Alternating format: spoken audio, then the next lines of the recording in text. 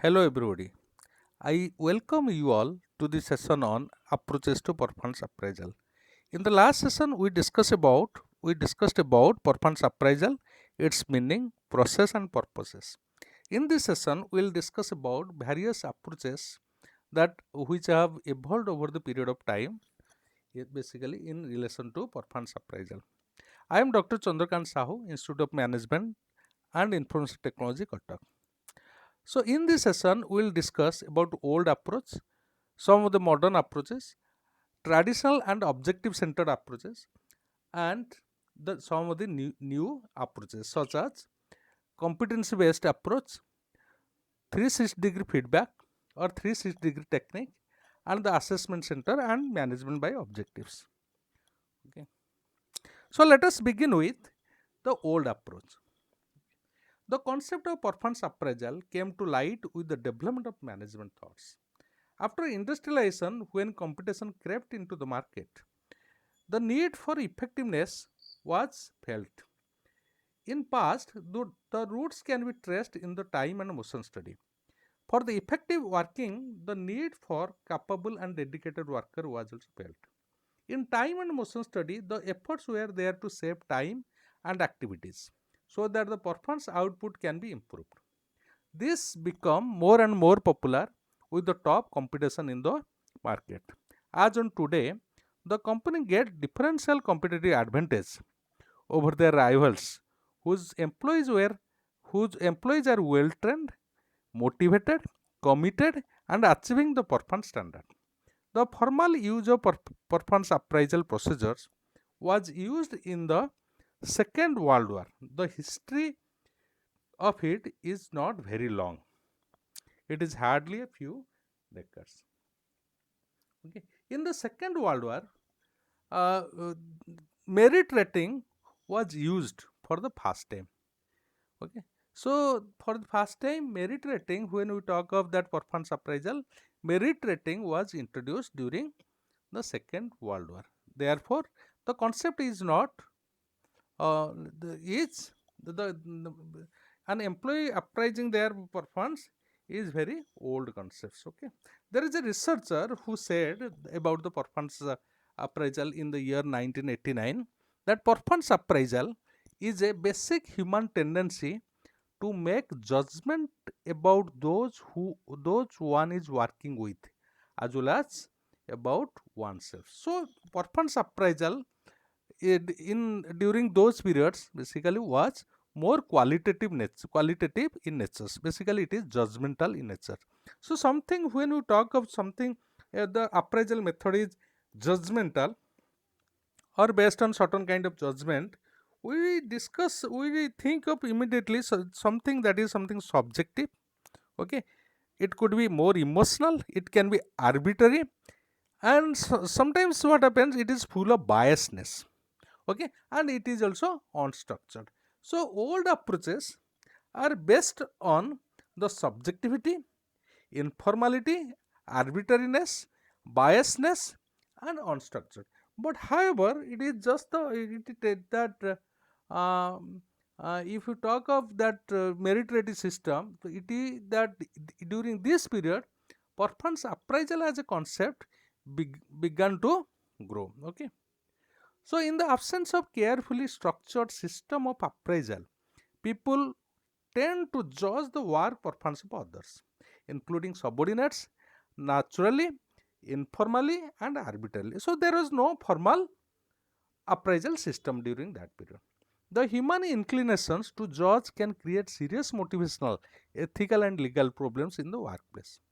So, so when the system or the appraisal system was not based on objectivity, okay, so very often it was replete with that emotional judgment. Okay, so without a structured appraisal system, there are chances that the mistakes are likely to take place, and these may be unlawful, biased, and improper. The process was firmly linked to material outcome. So when we discuss about material outcome or outcome, so during this period, so the end was very much important, not the means. So the employees were paid as per their output. Suppose take the case of piece rating system, piece rate system. Okay, so for every unit of product that output, people are paid for that. If the output was good, the good salary was paid, otherwise there was a cut in the salary. A pay increment was given when the performance was more than expected standard. So there was also one standard was there. Okay, but standard was basically it is related to the output standard. There is no consideration for human touch to the performance appraisal system. So that personal touch was missing in the appraisal system. There was no scope for the development of the employees. So therefore, so during this period, development aspects of people in workplace was missing. So then, uh, some of the modern approaches. So modern, in contrast to that old approach that was subjective, informal, arbitrary, biased, and unstructured. So this new approach. This modern approach was more objective, more structured, more formal. It was not at all arbitrary. It is rather formal. Okay. So it gave importance to a structured formal appraisal system in which the subordinate's performance is appraised by his supervisors. That usually takes place in mid and end of the year assessment. So here also we talk about some assessment period. In this, the performance of employees is measured, compared, and discussed with the objectives to find out the strength, weakness, difficulties faced, and the deficiency in competencies, so that these things can be developed. Okay.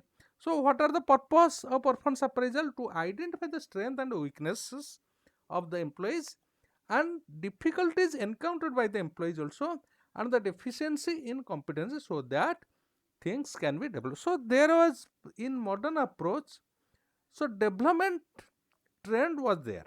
Okay, so employee development was also taken care of. So here, if you see human capital kind of concept also, human capital concept also grew. The management is looking forward for improvement in individual performance and increase the effectiveness of human resource. This may lead to proper utilization of all resources, and finally the company gets competitive advantage in the market over the rivals. Naturally, this happens when human resource is developed. So human resource becomes the competitive advantage for the company. Okay. So in many organizations, the appraisal system is used as base for deciding rewards, recognitions, compensations, training, promotion, bonuses, and many other opportunities for employees development. So this performance appraisal system was linked to reward, recognitions, compensation, training need assessment, promotions, bonuses, and other opportunity for employees development. So on the other side, the poor performers are also identified who may need counseling, who may need counseling, coaching, guidance. So in case suppose some of the performers or some of the employees are not able to perform up to the standard, they have certain kind of hindrances, maybe some of the complexities are there.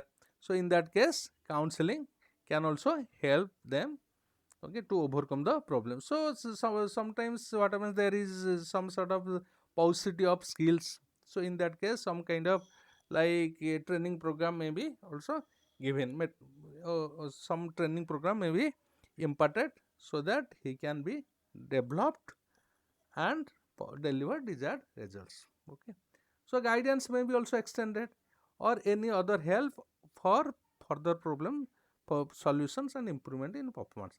Despite of sincere efforts of the management, if the employee is not interested to improve, then actions such as wage cut, dismissal, demotions, and losing seniority subject to provisions of law of the land prevailing may be undertaken. So when, despite all the efforts from the company sides, if the employees are not able to, or certain employees are not able to perform or develop, then there can be some of the like negative reinforcement kind of things may be also initiated, like wage cut, employee may be dismissed or demoted, and he may lost or they may lost seniority. Okay, so it is also subject to the provision of law of the land. Okay, so there are some of the legal aspects relating to this, so legal complaints have to be also made in that context.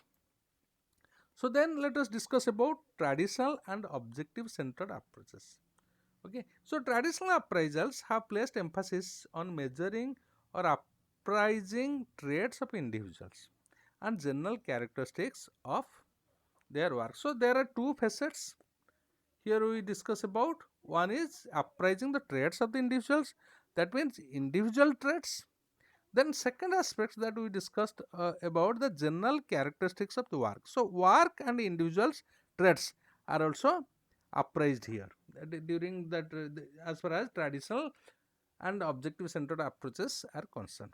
So some of these traits are creativity, initiative. So this can be, so take for example managerial. In the managerial position, a manager should be creative, he must be able to take initiatives, he must be adaptable, he must have good communications. Okay, so he must have good interpersonal skills working with others, or he should be in that judgment, that he should be able to deliver good judgments.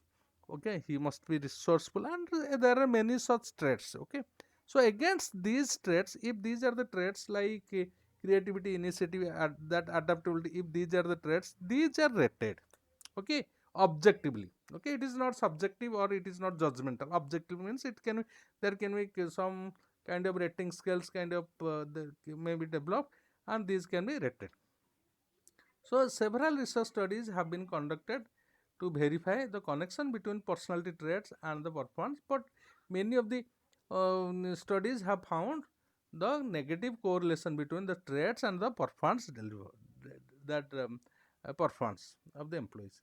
Therefore, so this approach is also being criticized. Of course, in some of the some of the researchers have also identified there is a positive correlations. Okay, and the importance of personal traits on performance cannot be ignored. Okay, so influence, but in not in all the situation. So some of these traits bear significance when considering the potential of an individual employee for higher jobs in the organization hierarchy.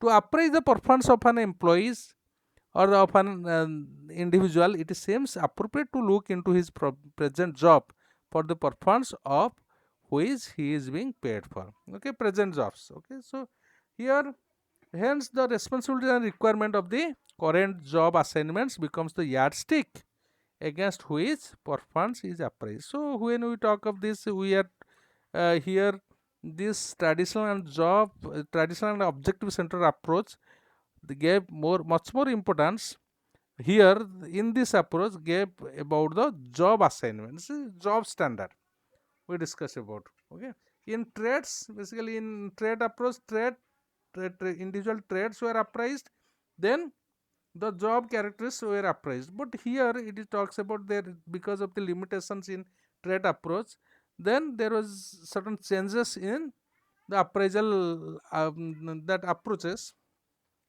Therefore, the responsibility and requirement of the current job assignment becomes the yardstick. Yardstick means it's the job standard. It's a benchmark against which performance is appraised. It is a job centered approach. So first one we discussed about trait approach. So under traditional and objective centered approach, we discussed about trait approach. Then we discussed about, we are discussing about job centered approach. Job centered approach means job standard we discuss about. So what is the measuring yardstick? It is a job standard, not the trait. Okay, so it does not seek to compare one individual with another. It is not the individual comparisons or to a group of individuals who are assumed to be doing a similar jobs. Rather, emphasis on job standard means job requirement. So job has certain kind of benchmark, against that benchmark that individual performance, individual employee performance was compared. Instead, the emphasis is on the particular requirement of the jobs and on comparing and relating the individual performance to his major responsibility. So here we talk of job standard. So then another approach in the direction of the modernization of performance appraisal is the objective centered approach. Okay, so under this method, specific objectives are established for each positions. These objectives identify the specific results to be achieved over a given period of time. So objectives means it is a kind of what objectives. When we talk of this certain kind of objectives, objectives become the benchmark. Under this method, certain objectives are established for each positions. These objectives become that identifies the specific results to be achieved over a given period of time, usually a year normally. At the end of this period, actual results achieved are measured against the original objectives. Original objectives means it is once again a benchmark. Planned, original objectives planned, and the result expected. This result is derived from the sound notions or sound idea that a manager's should be measured against what he accomplished. Okay. So thus there appears to be a transition from trait to job requirement and to objectives. So here under traditionals, what we discussed about trait, then job requirement, job standard, then objectives. Okay, so the objective in appraising the performance of the individual employees. Okay, so then there are some of the newer approaches also, like competence based approaches. Okay, competence based approaches like newer methods are being tried out in industry and businesses to assess the performance and potential of employees objectively. Okay, so performance is important and potentiality of the employees are also important. So objective appraisal of performance and potential are also equal, that are also important, and with relevance to the performance, job nature and skill requirement of those being appraised. The new approach based on competencies identified the best suitable candidates for the jobs. Reward the best performer based on objective. So even if in recruitment also competence based recruitment strategy is also developed by HR. Okay, so HR sometimes that employee competency based. So like you can talk of like psychometric test is there, up that aptitude test is there. So there are certain techniques like psychometric test kind of thing. So these are also used in recruiting the new employees. So that is called competency based recruitment strategy. So this competency based recruitment competency based approach is also used for job recruitment suitable, or it is used to identify the suitable candidate for the job, reward the best performers. Okay. So best reward the best performer based on objectivity and promote the ideal candidates when the position opening is available. For the promotion also competency based approach is also that looked into. Suppose take for example succession planning. Okay, for succession planning, top management recruitment. So normally there is also this approach is also normally followed. So who can take a leadership position in the company? So it is not a kind of experimental work. Okay, so normally the structured approach like competency based approach may be also can be also followed. Okay, under this new approach, higher caliber staff with outstanding performance and contribution will have faster career progressions. Okay, furthermore the new approach will help to attract, retain and develop quality people by developing suitable progression plans for various career streams. It will also forge a stronger link between reward and contributions. Okay.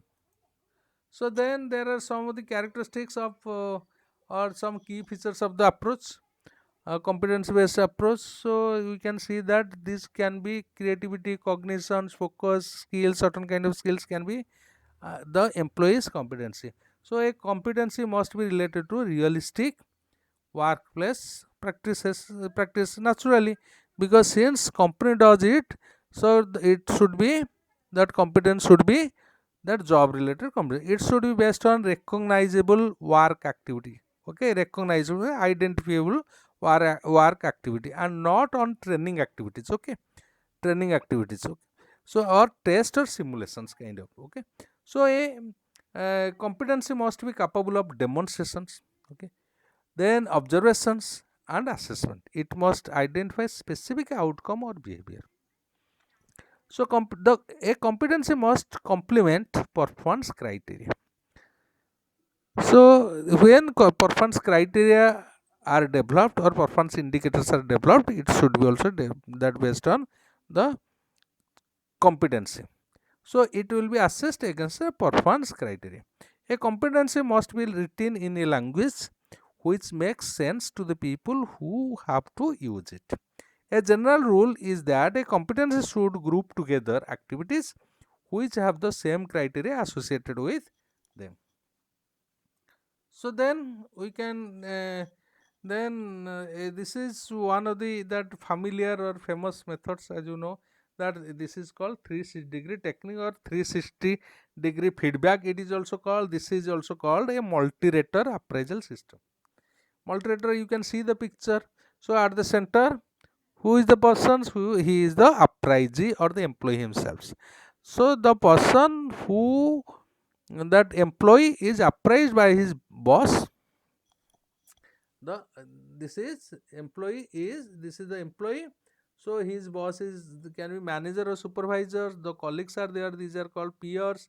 Then the subordinates. So when an individual is assessed by his boss, manager, supervisors, colleagues, okay, and so subordinates, or the other people with whom he is associated with as far as his work is concerned. Okay, this is called multi-rater, that feedback system. Okay. So this 360-degree appraisal or feedback involves having an employee assessed on performance by everyone above.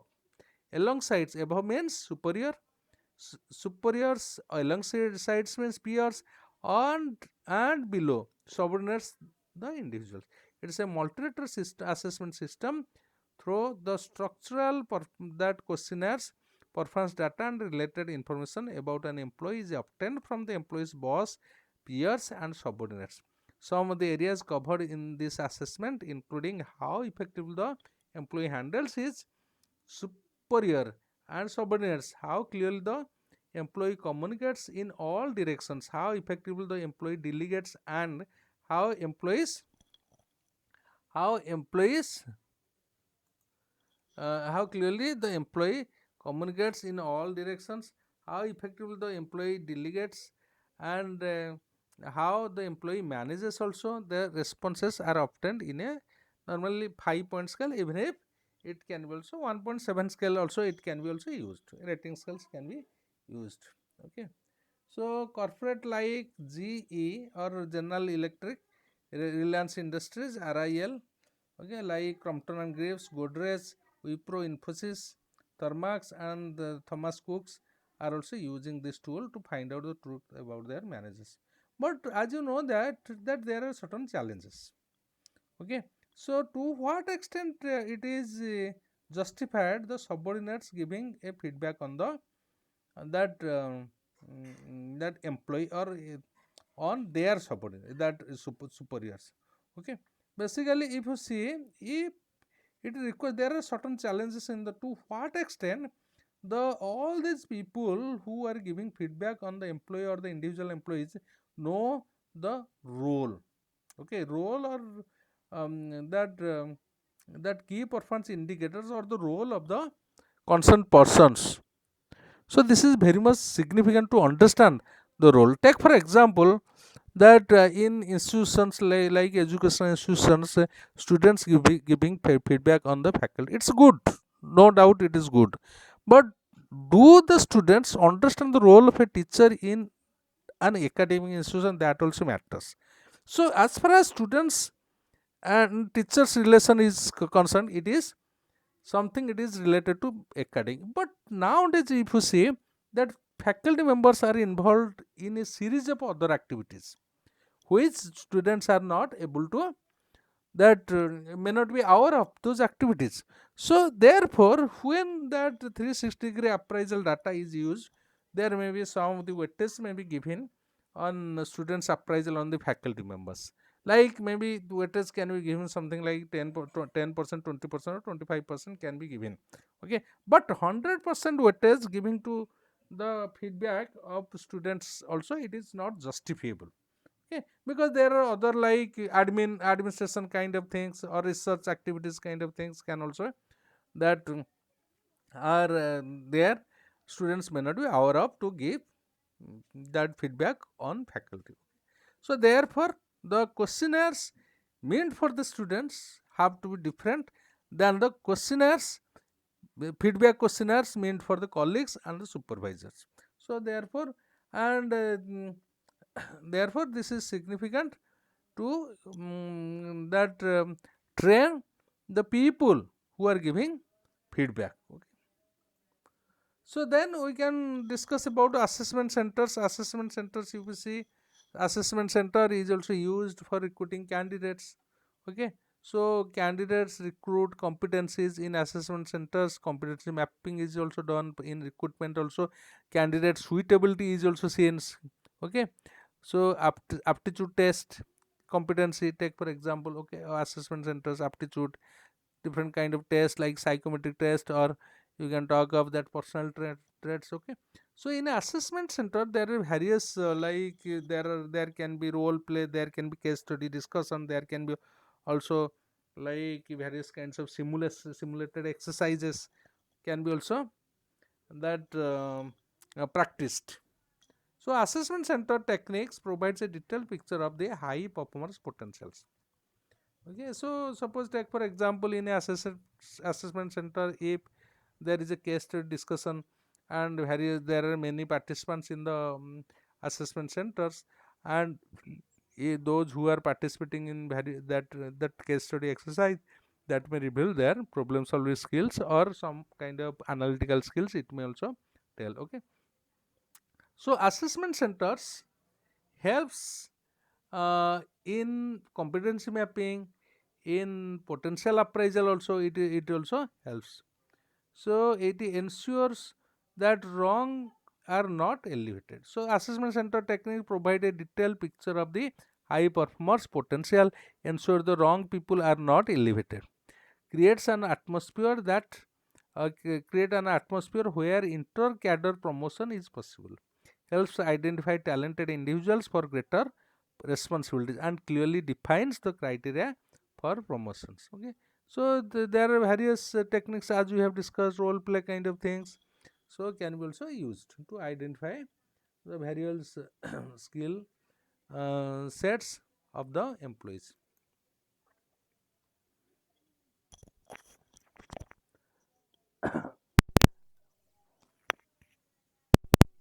So we can then we can discuss about MBO technique, like mm, it is, as you know, that it's a mutual goal setting process in which both the subordinates and supervisors come together to discuss on what should be the individual goals or the departmental goals. Okay, so that when they discuss about individual goals, that become the standard performance standard against which their performance is appraised. Okay, so this management by objectives, it's a goal setting approach.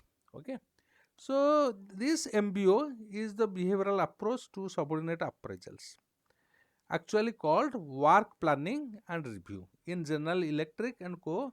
company, so United States of America. Under this approach, an employee is not appraised by his recognizable traits, but by his performance with respect to the agreed upon goals or the objectives. As we have discussed, it's a mutual goal setting process where both subordinates and supervisors sit together to develop the that or objectives or the performance standard for the for each of the employees. Therefore, the essential feature of this approach is mutual establishment of job goals. The goal setting approach two performance appraisals involves mutual establishment of performance goals, mutual evaluations of performance, and mutual consultation to improve subordinates' performance. It is based on clear and time bound objectives from the corporate level to the individual level. This approach can be also applied with greater success if the performance appraisal program consists of the following elements, such as good job descriptions are also available to help setting the goals for different positions, and supervisors have trust in the subordinates to establish reasonable goals, and there is also emphasis on problem solving rather than the critical discussion of the performance of the subordinates. This is also one of the new approaches. So we have done our session for today. So we have discussed today some of the old approaches, some of the modern approaches, then some traditional and objective centered approaches, and new approaches like competence based approach and 360-degree feedback also we discussed, and assessment center and management by objectives we also discussed. So we have done our session for today. In the next class we will discuss about the methods of performance appraisal. Thank you very much for today. Thank you.